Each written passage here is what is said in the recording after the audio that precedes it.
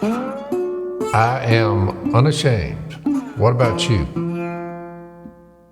They had a wagon pulled up there in front of the First Baptist Church and with hay, and I got up on the back of the, and people gathered up out there on the street, and I fireballed them. You were on my way. You were in a wagon in Bernice. It was about. Did you do like a duck call thing or something? Oh yeah, it's a 1800 type. You know, some guy preacher comes up out of the woods and gets. Well, there's a log cabin from 1865. Oh yeah. That I found. Yeah. You think that's where you were? Yeah. Well, I was on Main Street. Main Street, Bernice, Louisiana. I was out there on the street. So that was I'm on a wagon. Was there a big crowd there? Oh, it was a big crowd. I'm gonna go try to find that place and see if they'll let me. Did you remember treasure hunt. when you were speaking that one of your sons was born there? Did you remember that? Did you know that? Yeah, I knew Willie was born there. You know Well, what? I'm surprised that you knew that, Phil. Well, that was from a bad era. Well, somebody told me he was born there, or I wouldn't have known it. But I mean, You think it was Kay that told you that? huh?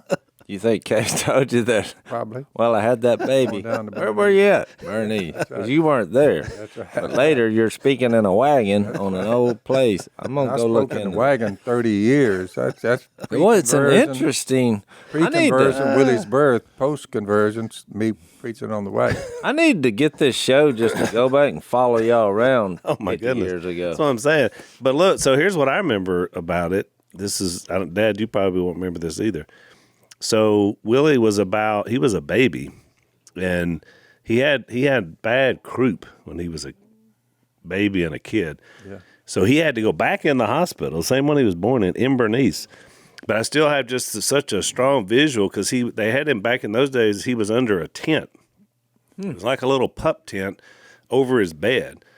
And he was little. I mean, he was only a year or two old because we were still living up in that area. Yeah. So he was just a baby. But he had a real bad croup. And I just remember visiting him in the hospital, And, of course, you're too young to remember it, Jace. I was probably about 7 or 8. Yeah. But Well, it's all making sense now. Well, now there's a faded sign, home of Willie Robertson. Yeah, I have a deep thought this morning. You ready for Jace's Deep Thoughts by Jace. deep thoughts? So I go get my my phone from surgery and intensive care, whatever. I was in the bowels of You dreamed this? No, this is real life, Phil. Yeah. I told you last time we were together. You that dreamed this. My phone. When I got a new phone, it caused problems with the email on my computer, Yep. and basically neither one were functional. So you had to drop it off at the nerds that work for Duck Commander. So Duck Commander, all the tech people, See, I walked you're a lot in there, nicer than and look, I bought them lunch.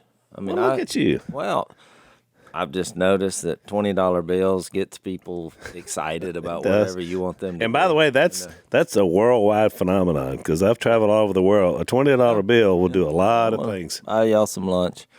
And so I go pick it up yesterday, but it did make me, this is not the deep thought yet, but I did think, I think a business idea that would work is if you created a hospital for phones. Now, I'm never going to do this, that's why I'm throwing it out, but you can do it. I think they've got that already. Do they? Yeah. Do they have hospitals? They got it, don't they, Josh? Yeah. It's got like a red cross on it. They've already done it. That's embarrassing. You know what Solomon Kind of kidding? No, it's real. Josh will find the name of it. Well, where I had the idea is because when I went through with my teenage kids, I had a policy that you had to turn your phone in. I've talked about it before, but you had to turn your phone in when you came in if you were under the age of 18. The phone gets turned in here. But I noticed about those kids, they were so attached to it that they had to walk 10 steps. That was that 11th step. They would always pause. I just noticed it. And I was like, so then I started implementing that in my speech. I was like, take 11 steps and forget it. Because they would take 5 and they would stop. It's like, I was like, it's okay. They did not want to be away from that phone. They literally. It's like they were in their mind. it had become part of their part of their humanity. body. Yeah, Yeah. it's part of their existence. You It's say sad, five really. steps, you say, I'm leaving my arm, Can't- my brain. And you know what I noticed? They come by and just look over there at it. Just to I make sure it was still there. monitored their behavior about that phone. And that is why I was telling the guy yesterday, I had 2 1 hour apiece. One of them was a little hour and 15 minutes. And the other was an hour. That's long for him. And they were somewhere, they were in California. But Phil, if you hadn't have had it, But I he was wouldn't hear talking you. to him back and forth. But when we got to the point about how do you get this book, where do you get it? I said, that is a good question. Where do you get the book? I said, well, I've never owned a computer or anything, and no cell phone. So, Yeah. so I said, Dan, what would be the wordage so someone can buy this book? And Dan was lip syncing on me. You know, he was basically. For those of you listening, Dad's doing his hands as a set of lips. Yeah. But you don't they know said- what that And they means. were like, they said, you've never had a cell phone? Yeah. I said, not yet. So is that the name of the deal, CPR? CPR, cell phone repair. But That's it's pretty like clever. CPR. Right, like the. Well, this wasn't my deep phone thought, is but dead. I thought that would work as a business. But I guess someone's already. Well, you remember what Solomon said? There's nothing new, Dad. Because I was I saying think that kind of attachment to a device, no matter what it is a little much. Yeah, I agree. Not- But here was my And deep it's thought. part of their conscience. Here was my deep thought. If I didn't have to work with it, I wouldn't have one. But I have to. I don't enjoy just being on it. No, but I have can to I give work. my deep You can. thought? All right, deep. All right, so what happened was they had everything fixed by the time I went back up there. But then, What is everything? well, Yeah. I could Yeah, get what is everything? You said they had everything fixed. Well, now, it's Well- just one thing. It's a little thing about that long. because I'm going to try to get into the details of this, and you're going to have no idea what I'm talking about. 'Cause Well, when you started the conversation, I don't have any idea. my hotspot, He's already there today. my hotspot wouldn't work. You ever had your Well- hotspot not work? I've never left anything where a group of individuals were hovered around it and everybody's talking about what can we do to fix It's it. like a surgery. My email wouldn't work, and my hotspot wouldn't work. So my email wouldn't work on my phone. What's the hotspot? What is that? Well, that's why I said I don't want to get into this because you're not. I don't know how to explain that. So anyway, let's just say I had some Dad, problems. how would you define a hotspot, by the way? I've just took a quick glance at my toes all the way up. I don't think I have a hot spot, like a button you could punch and what? It gives you heat? I don't know. Well, that's an interesting name. Kind of heater? Can you help me explain hotspot to? They'll think about it. Send us a text on the phone if y'all think of that. You know, if you think about it, Al, this is never We what have our Jace own is- nerds here today, by the way. What Jace is talking about. It is interesting that Oh my goodness. that now in the computer world that I live in, and being not having one, it's kind of interesting to know that there's a Lingo. complete whole Vocabulary. group of Yes. vocabulary that goes with these That's right. things. Yeah. Oh yeah. No, I agree with that. So, like a person like me, when All people new. are talking about them, I'm out of the loop. I'm like, It's a whole new vocabulary that's risen up in 20 years. that's You're what gonna I'm saying. like where I'm going with this with the deep thought. So anyway, they If fixed we that, ever get there. but another problem developed. Oh boy. So we now have, what do you call that? So it's like they did a side effect. There's a side effect to the corrective surgery that happened. So all my recent contacts, and most of them were from the TV show because they're the most recent. Now I have all these TV people in my phone. It no longer recognized them in my phone. So I just have these random numbers. People start texting me, and I'm like, who is this guy? And then I'm like, well, wait a minute. I've already put them in my phone, but now it's not registering their name. So I'm like, what's happened?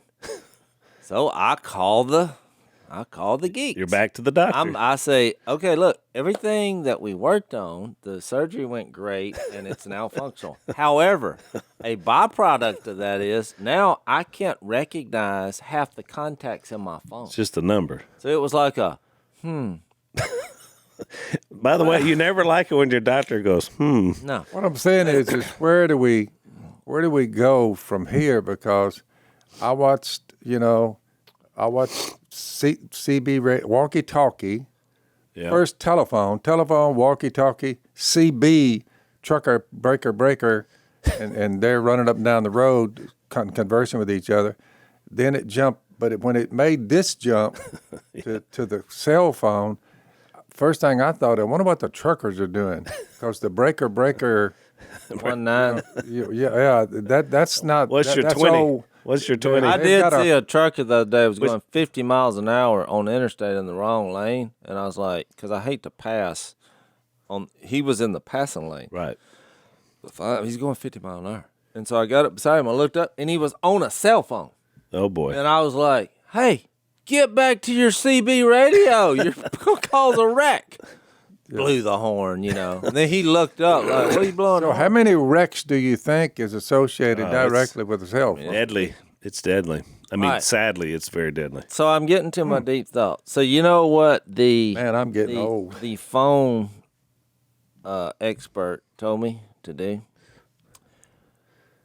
Turn your phone off and power it back up. I would have known Now, this. so here's my. That's my only but move Here's I my have. deep thought, because last night Missy and I was going to watch a movie. Turn it off and- to get it back on? What? Do you know what it hit me? I thought even in cell phones and in technology, the way to fix things is a death, a burial, and a resurrection. That's my deep thought for That's the day. pretty good. You've got this has to die, Yep. and we got to give it she You said, gotta give let it it- 10 seconds, and I was like, is that the burial process? That's where it hit me on this Yeah. deep thought. Yep, and then It's a fair assessment. and then it now they call it reboot, but reboot. What does that actually mean?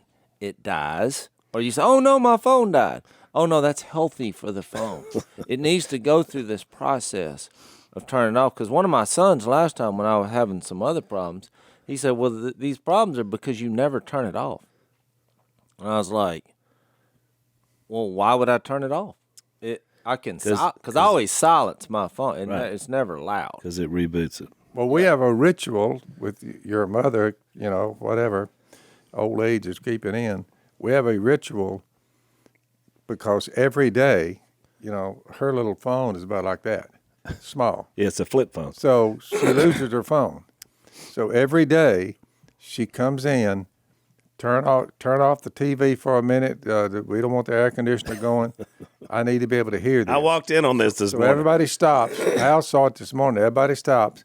Miss Kay then calls herself. To find her phone. She gets on another phone, calls herself, and she's running around. And I hear it. And Well, guess what? she said, guess what? It was in a drawer. I said, why would you put it in a drawer? She said, I don't know. I don't remember, but I put it in a drawer. And then it rings.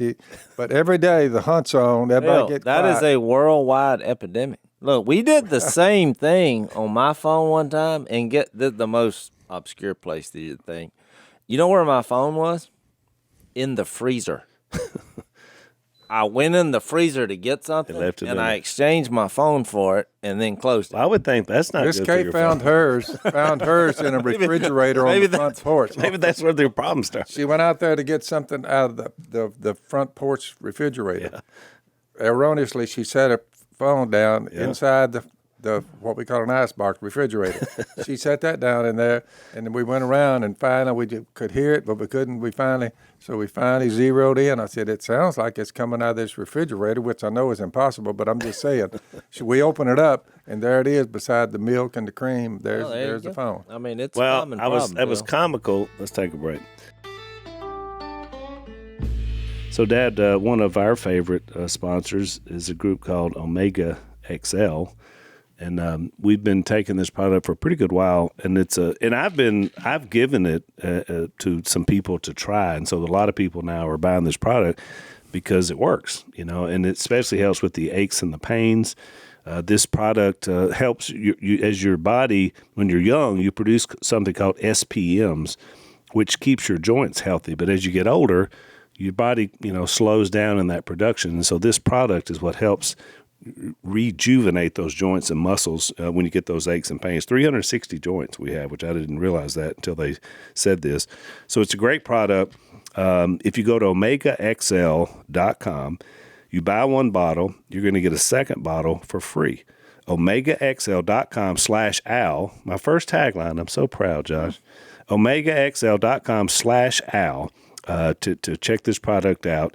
Or you can call them at 800-844-4888. That's 800-844-4888 and help those joints.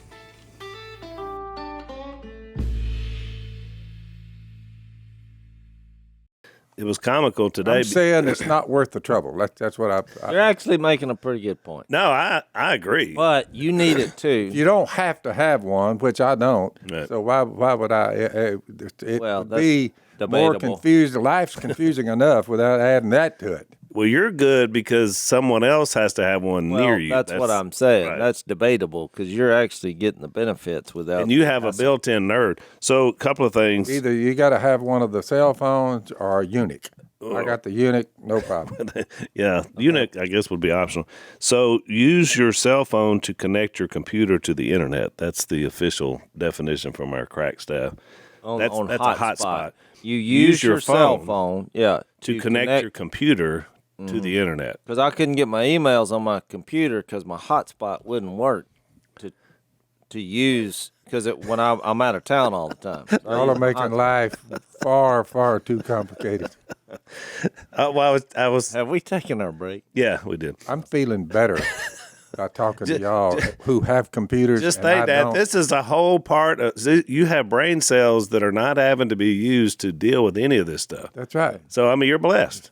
You're a blessed man. And don't feel bad. I didn't know what they were talking about either. And I have one. I've had one for years. Yeah. So I leave from over there. Mom is talking to me literally to the truck and to come over here to do the podcast.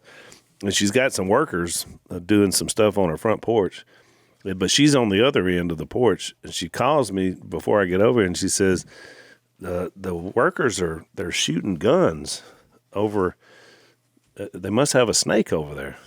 And I was like, well, I just left there. I didn't, they were just working. And she was like, well, no, I hear them. They're shooting a gun. And then I thought a minute, I said, Mom, that's a nail gun. It's a gun of sorts. It is a gun, but they're nailing stuff up. She said, oh, well, that makes perfect sense.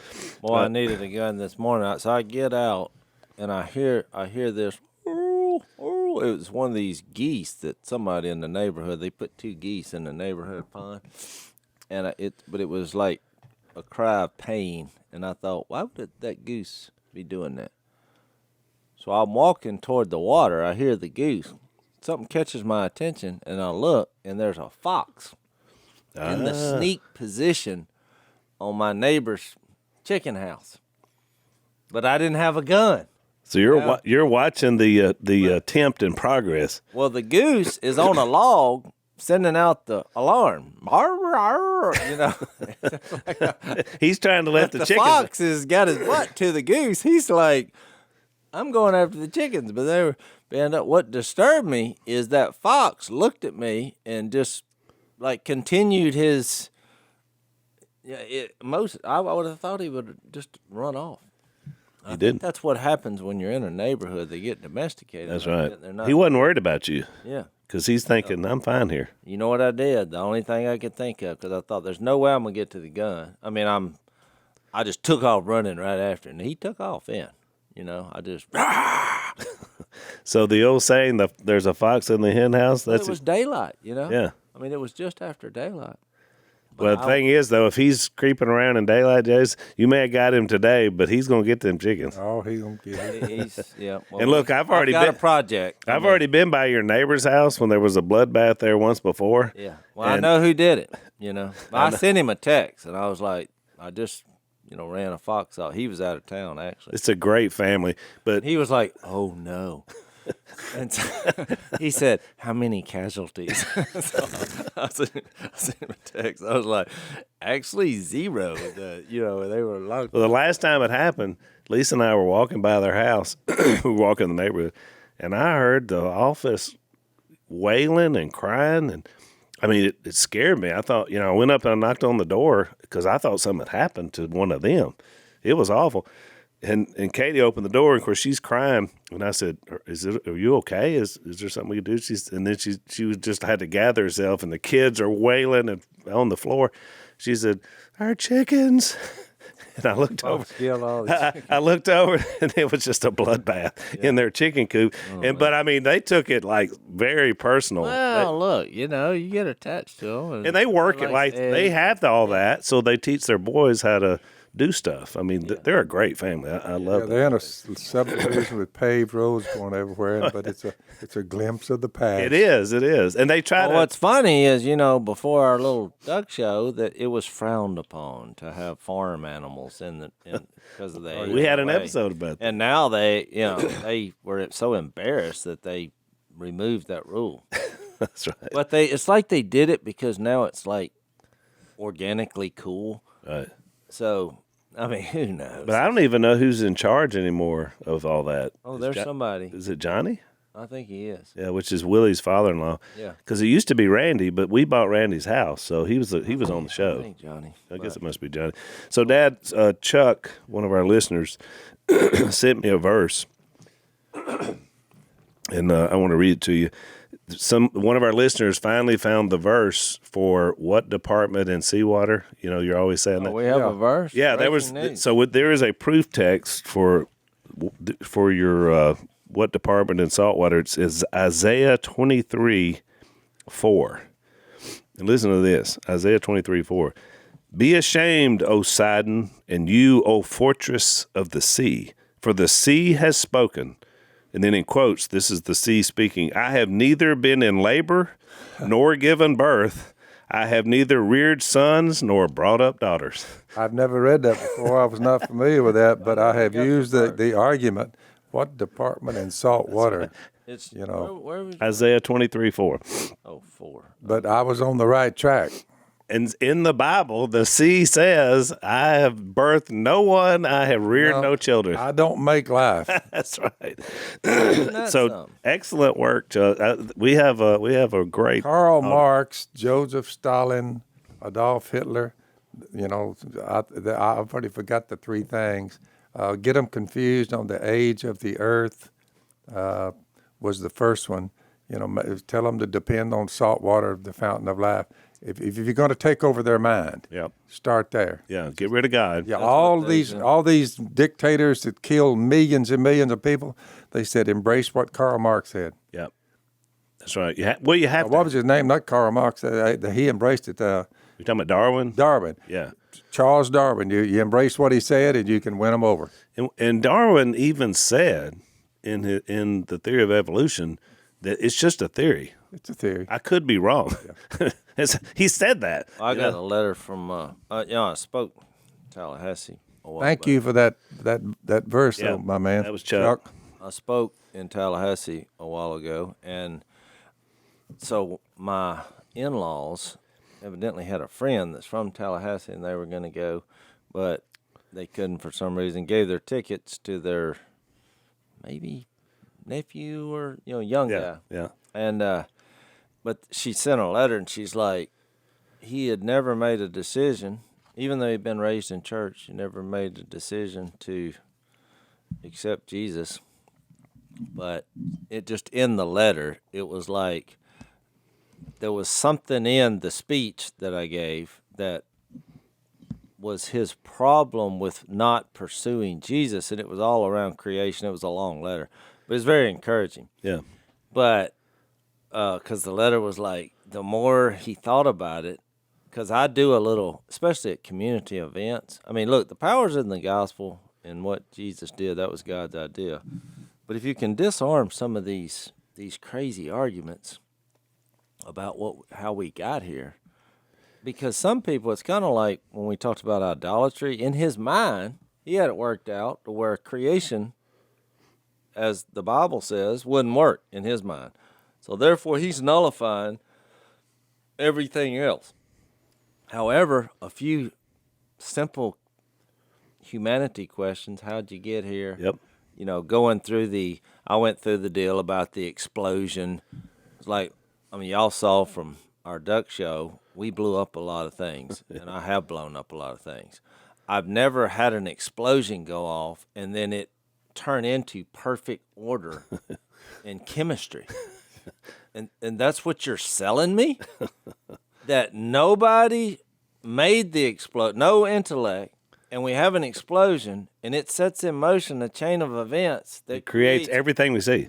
harmony and complete life and order on a planet with all these features that are down to the detail as far, even being far enough away from the sun. Oh, the tilt of the earth. Gravity, the tilt. Gravity and life. And this happened from an explosion?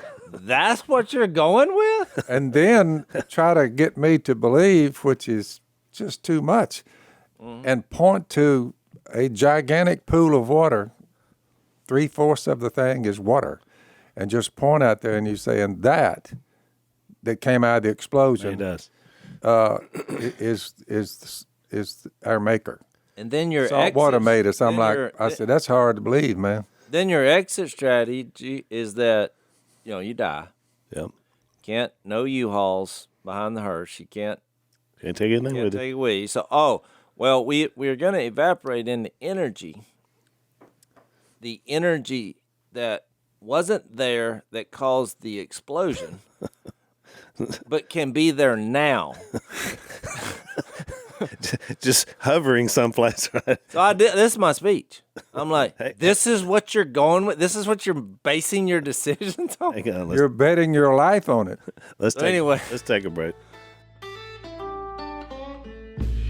So one of our sponsors is a group called 40 Days for Life, and they're a great volunteer organization. They're what I would call frontline pro-life folks. And this is, of course, a battle that's been going on for now over 40 years, almost 50 years in our country. So they've come up with a great way to be able to help you kind of in the debate about abortion in life. Because a lot of times, people struggle with, well, how do I talk to my friends? How do I talk to my family? How do I talk to my people at work? And this book is called What to Say When, The Complete New Guide to Discussing Abortion. Very good, very well done. We had Sean, who's the head of this group, on our podcast, and just again, I can't say enough good things about him. Lisa is involved, does some writing for him, so it's very timely, and of course, with everything we have going on in the country. So it's What to Say When: The Complete New Guide to Discussing Abortion: How to Change Minds and Convert Hearts in a Brave New World. Go to 40 Days for Life store, which is on their website, 40daysforlifegear.com. And you get 20% off their books and all their other gear if you use the code DUCK. So 20% off all books and gear. Use the code DUCK, 40daysforlifegear.com.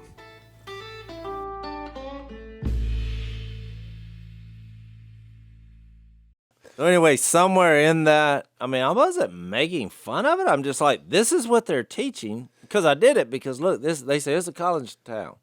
And I'm like, so what do you go to college for? You go to high school, what? To learn stuff. And then somebody says, oh, wait, you need to learn some more stuff. So you go learn some more stuff. Then you go out there and you can't get a job. They're like, why? You know stuff. Yeah, but you got to know the right people. It's not how much you know, it's who you know. We all heard that. You get in with the right person. Well, what happens if you get in with the wrong person? You wind up in jail. Or you should have. So I did all that show, and then what? You finally make some money. So you can do what? Retire. Then what?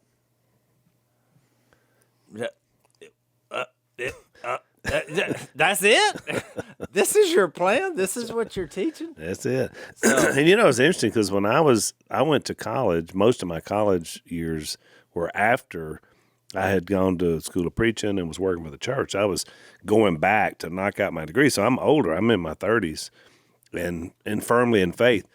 So I'm sitting there listening to my college professor describing the theory of evolution, and it was really great because I got to hear what they're laying out, and they were basing this whole big thing off of this leg bone that they found in Africa, and they recreated this whole person around a leg bone that was this person called Lucy, and we spent 2 weeks talking about Lucy, who was built out of a leg bone. And I was sitting there thinking, so I mean, it just the whole thing is built on. Somebody found a leg bone, and so we're going to build a whole person that was the connector from the animal world to being a human being. But I mean, this person had brought in. Miraculously all stopped connecting. I mean, this guy believed it. Yeah. I mean, to him, it seemed to make perfect sense. And I was like you were just describing. I was just sitting there thinking, this is what you got? I mean, they shovel it, and people look. The reason people are open to it because then, if that's true, that means you can live however you want to. Right. It's just harder. Look, living a surrendered life is just harder. Yeah. It's harder to say, you know what? I really don't. I don't know what happened here outside of God making. I mean, it's just too complicated to try to work, and so you can swallow all that stuff if you want to just live however you want to. I mean, it's your life. Well, I've got a little more, I guess, respect you'd call it. I guess a little more understanding of an agnostic who says, I don't want to go Bible and all that, but there has to be something out there. I mean, that person's not a full-blown atheist. It was like it all came from evolution. It's just nonsensical. I mean, these crazy heads. I mean, a lot of them in Hollywood, they're just like, oh, that's we're the energy that floats around, but there was no intelligence before. It just doesn't add up, I think a lot of those conversations, Jace, are happening while people are taking drugs and smoking pot or whatever. Like everybody's got all kinds of big ideas when everybody's stoned. I think, but I think it's more about success. The more successful you are, is how much money, the smarter you think you are. That's true. And then you're like, we are the gods because they're living like a god on earth in their mind, and they have plenty of money. They feel like they're controlling the world culture and what they create. The problem is they can't, even though they probably had every plastic surgery known to man, at some point, it's just going to stop work. It's not going to work anymore. What'd you say, Dad? Check that neck. You can't do anything about the neck. And really, it doesn't produce joy. It's a sense of hollowness there. And because it doesn't bring joy. I mean, Fastest thing that's ever happened to me is to live 75 years, look back at my little childhood, a glimpse of my childhood, and look, from the time I remember when I was a little boy to right now, added up 75 years. Al, I'm telling you, it was like this, just that quick. So when James says it's a vapor, I mean, a wisp, I am shocked that the 75 years went so rapidly. Yep. I'm shocked. I thought, man, this one-shot deal with the Almighty, winner take all. I'm looking at it, and boy, now I have a deep, deep respect for what these texts say in this Bible. Yeah. Because it's we haven't heard a word from God as far as anything written down since these writings we have in the New Testament. Right. God has not said another word. Right. He's saying, in the past, God worked with the prophets through many times, various ways. But in these last days, he's spoken to us by his Son. So the last word we have from God is, pay attention to what Jesus said. He ain't going to stay long. He didn't stay but 33 years, which was, about that quick. Half. Less than half of where you've been. I think that's why he said, Jesus said, he is the Word. Yeah. So I think when he said in the beginning, we have everything to gain. We have absolutely nothing to lose except mischief and mayhem and hell on earth. So we kind of retreat back and we follow Jesus, and it's a pretty exciting ride. That persecution comes from it and all that. We take it in stride. So yep, we're on the right road. They're mad again. Right. We're trying to make them glad, and they're saying, well, y'all make us mad. Right. And I'm like, well, I'm sad because you're mad. You ought to just take a look at it. Why don't you be glad? Won't you be glad? But think about it, Jace. He's got a Dr. Phil. Dr. Phil. Sad, sad, and glad. It all works out in 75 years. I've seen it come and go, and I'm like, you know what? I'm sad by what you're telling me, whoever's doing the talking at the time, But yesterday, though, a couple of interviews, and they went well, and the guys were fair, and they said they identified themselves in California, and I was thinking, uh-oh, here we go. But no, not at all. They were just as nice as they could be, And I told them what I believed. Every time they'd ask me a question, I'd read a Bible verse. They'd ask me another question, I'd read another Bible verse. They'd ask me a question, I'd read a Bible verse. I just thought it would be better that way. In my opinion, what I think, well, that doesn't amount to nothing. Yeah. I just said, well, let me read you about what this. These are old writings, and I'd read them a verse or two, and then I'd read them a verse or two. But we went back and forth, But to their credit, I was treated very fairly. Well, let's take a break. So one of the things I think we can all three agree on, because we disagree on some things we do this podcast, but we can all agree that Tommy John underwear are the best underwear we've ever had. Yeah. Is that fair, Jason? Can we say that? I'm gonna agree. And Dad, we finally got Dad on board because he, for a while he wouldn't try it. Then he wanted to try it, and we had to get him some. And yet here we are. Here we are. Here we are discussing underwear because they're great, and we really encourage you to check these guys out. You go to TommyJohn.com/Phil, and you're going to get 20% off your first order. TommyJohn.com/Phil, 20% off. See their site for details, but I'm telling you, you're going to love these underwear because they don't ride up and they wick, which as you get older, or especially working outside in the summertime, bunched up wet underwear, no good. And these don't do that, which is fantastic. So they're really well made. Check them out, TommyJohn.com/Phil, 20% off.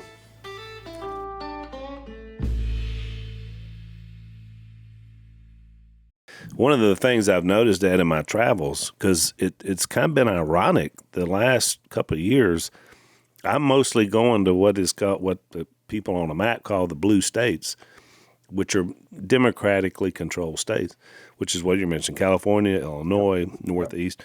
And it's amazing because every time I go, there's a packed house of people that are living there, and you have these ideas because you see something come out of the Capitol or whatever. But behind enemy, I always tell myself, I parachuted in behind enemy lines and I found the like mind. There are people all over the country. There are. In these states that it's unfortunate. It's like the ones I met in Southern Illinois. They're being controlled by everybody in Chicago and the politics of that. But these are just great people, good Christian folks, but they just happen to live in a place that has, not the best leadership. So. Yep. But the true enemy is, Ephesians says it's not flesh and blood. You know what I mean? Right. It's the spiritual forces of evil, and you'll find that in every state. I don't care what color it is. But, I told those, I spoke to a bunch of church leaders in Illinois, and I told them, I said, you guys, I'm sure it gets a little bit tough. You're in small farm towns. Churches don't grow fast because communities aren't growing. A lot of people have left. I said, but I'm telling you something, you keep doing what you're doing, because I think we're going to have a reset at some point. It's already started in some states.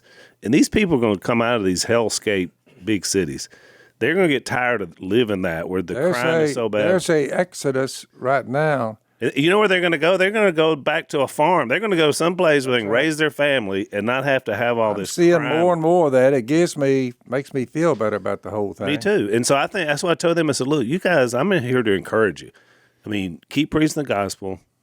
Keep the flock you have, you keep tending it. But trust me, they're going to come. They're going to come. And when they come, they're not going to know anything about the Bible or about God. Yep. And you're going to be the ones that tell them. So that's my encouragement to anybody that's out there, because you start thinking, well, man, I don't know. Nothing seems to be growing or happening where I'm at. But look, if you continue to be committed to God, people, they'll come. At some point, they'll go. We see them come every week, don't we, Dad? They come from all over the country. We sure do. I met two families, Jay, Sunday. One was from Idaho. One was from Indiana. And they were visiting at WFR, and I preached Sunday. And they were like, well, we're Miss Grace is taking us around. We're looking for property here. I said, y'all going to move to West Monroe? And they were like, yeah. They said, it's too cold where we are, and we don't have a good church setting, and we want to come here. And I was like, well, come on. So it's pretty amazing. I was at a bed and breakfast type thing yesterday, and the guy, because I was scouting for the show just to see if it was an old place, and the guy he said when we introduced ourselves, he was like, well, I'm a retired pastor, I just retired. I was like, oh, really? And but he's like, you can look at my place anytime. I'm open for the public. And the more we got to talking, of course he asked me what I do. I said, well, we have a podcast, but he had never heard of it. But the more he got to talking, because I was like, well, where have you been? You know, what kind of pastor were you? Or he's like, well, I started a few churches and all. But the more he talked, the more I felt like he just had kind of been just beaten up by organized religion. Yeah, you know, a lot of people like it that. seemed sad the more I listened to him. And he's like, you know, I finally just decided I retired from that. But what my wife and I want to do now is use this place to bring, you know, the world in, and we're just going to share Jesus with the world. And I was like, I like that plan. That's a good plan. Old John Adams had it right way back. You know what? Second or third president of the United States. He said when he read what James Madison, when he hammered out the Constitution, he said this Constitution was written for a religious and moral people. And he said, it is wholly inadequate for any other. So they've just been eating away at the Constitution for the last 50 years, really, and it's accelerated. So, and what you now have is the results of that, and it's not a pretty picture. No, and I think it'll play We're itself fixing out. to find out where the godly are here in the next 30 years. So we had a state trooper that has retired. He and his family were through a few weeks ago. He gave me this. This was a patch off of his uniform to give to us because he said we were such an impact on his life spiritually. And he's out of Connecticut. Boy, that's And he was traveling. He had retired, so he and his family were traveling all around the country. And one of their stops was West Monroe, so he could give me that patch for us. I mean, it's very humbling for us. Yeah. You know, What I brought that up for is because, you know, we're in 1 Corinthians, and it really comes down to a love problem. You can have all these things that you think you're right on, because it's been difficult. Some of the things we're talking about in 1 Corinthians, I mean, look, we're giving our best shot here on trying to understand their culture and what was going on. right?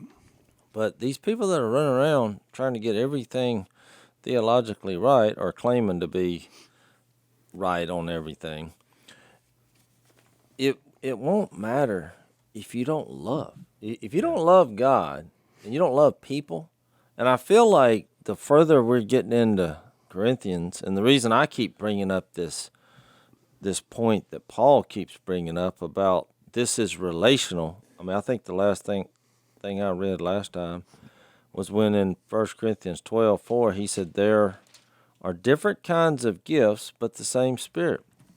There are different kinds of service, but the same Lord. There are different kinds of working, but the same God works all of them in all men. Why is he making it a point to name the three aspects of the Trinity here? I mean, why would he be doing that? Right. I mean, and he does it over and over and over and over and over and over and over and over again. Because really, it's what Jesus said. When you lose that relational aspect of it, that's why he said, well, what commands shall we keep? They were trying to trap him. He said, love God with all your heart, soul, mind, strength. Love your neighbors. I mean, the part he's not saying is, if you do that and you love your neighbor as yourself, you'll figure the rest of it out. Yep. What else was his point? Right.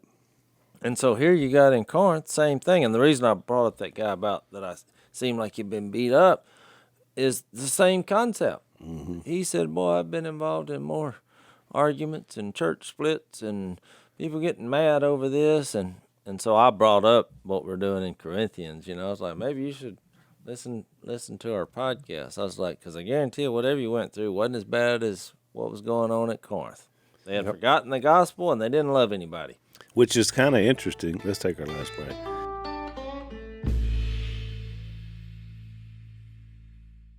Which is kind of interesting, Jace, because what you just described that's kind of our reboot in our walk. If we get off track somehow, if the reboot is, am I loving God fully and am I loving other people? Because usually if you have some kind of breakdown, it's going to break down in one of those two areas. Whenever I was preaching Sunday, in my conclusion of my lesson, because I was in 1 Corinthians 9, and you remember that's where he's laying out kind of his case about giving up his liberties. And at the end is that thing about the Isthmus games where he's like, talks about training. And I said, there are I've identified three adversaries, because when you're running the race, you're not really running against other people because you're all trying to finish.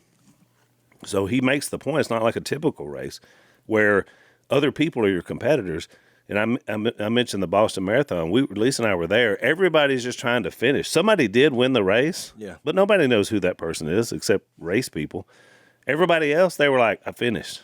And there was joy in finishing. So I said there's 3 adversaries that try to block your race, your running of your race. One is yourself, because that's the biggest hurdle that you have to get over is your own self. James 3, where you have envy and selfish ambition, there you find disorder and every evil practice. Exactly. And so I said, so some of you out here today, you're listening and you're thinking, man, that's me.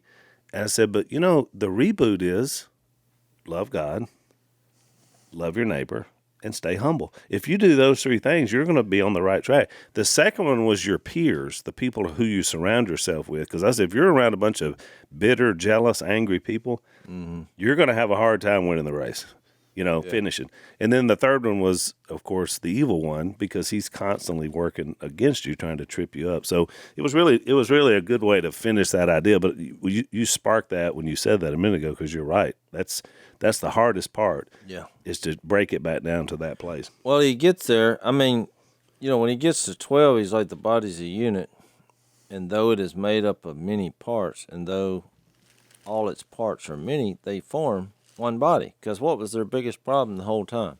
Divisions. Right. They were all divided up, and they weren't recognized that we're going to have God as our Father. We're sons and daughters. That's going to affect our relationships with the husbands and wives. That's why all this is going into that. Your sons and daughters. You're going to have Jesus as your Lord. We're all going to unite on making Jesus known, and we're going to be carried along by the Holy Spirit. Right. So evidently the divisions were coming because that wasn't what we were united on. Everything else should launch from there. Right. That's why when I go to other churches, I say, let's unite on what I just got through saying. And I'm not really worried about the rest of it at this point. It makes people, they can't stand that, religious people, when they hear that, because they're like, well, I don't agree with that, or I don't agree with that. But I've never been to a church in my life where I agreed with 100% everything that was said 100% of the time. It's never happened in my life. If that's what you're searching for, you're going to wind up alone in a cabin in the woods, angry and mad at the world, and God's not going to be using you. That's not what this is about. Right. It's about us, despite our differences, coming together. So then he says, so it is with Christ. I mean, this is an interesting phrase here. Maybe you can give your opinion on it out. For we were all baptized by or with or in, is what mine says. Yep. In one spirit, into one body, whether Jews or Greeks, bond or free, and we were all given the one spirit to drink. So what do you think? Well, I think he's going back to the same imagery that he used back in chapter 10. Yeah, when he said they were baptized into the cloud. The cloud and the water, the sea on the other side. I mean, I always thought this was like baptism, we going back to born of water and spirit, or... Well, and then he said, remember when he said, even the nourishment you got out of the rock, that was Jesus. Mm-hmm. It's the idea about living water. So I think the idea is that God has always provided a way for us to be able to experience this idea of not only of salvation, but also working with other people. And he pointed even all the way back to when they came out of slavery in Israel, which was interesting. So I think it's just an extension of that idea. I was thinking, that when Jesus used baptism of the Holy Spirit in the Gospels, he was predicting what would happen, I believe, in Acts 2, when the Spirit was unleashed, poured out. Why is something poured out? So you can drink it. So when it says in the end of verse 13, and we are all given the one Spirit to drink. Yeah. I thought this was more in line with like what happened in Acts 2:38. Because if you read Acts 2, I mean, maybe I'm thinking too simplistic here, but when you read Acts 2:33, when he's sharing Jesus, Peter, first sermon here, post Jesus leaving, he said Jesus was exalted to the right hand of God. He has received from the Father the promised Holy Spirit and poured out what you now see and hear. Right. So they were baptized with the Holy Spirit. There was fire. So now he's writing a letter to the Corinthians, and he's trying to get them to realize they're all housing one Spirit. Right. Different people, one Spirit. So I thought it was like I said about the phone. It's the reboot. It's the rebirth. Mm-hmm. You die, you're buried, you're resurrected. God puts the Spirit in you, and now you, despite your differences, we're working together for the common good. And the way you ascertain that is whether they love one another or not, which they had a problem with that. Dear friends, here's John. He says it best. This would have been perfect for the Corinthians to read. Dear friends, let us love one another, for love comes from God.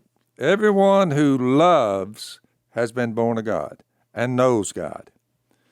Whoever does not love does not know God, because God is love. This is how God showed his love among us. He sent his one and only Son into the world, that we might live through him. This is love.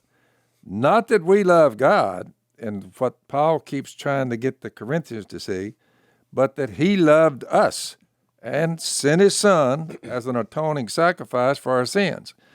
Dear friends, since God so loved us, we also ought to love one another. The Corinthians were not putting that into practice. No one's ever seen God, regardless of all the stories you hear.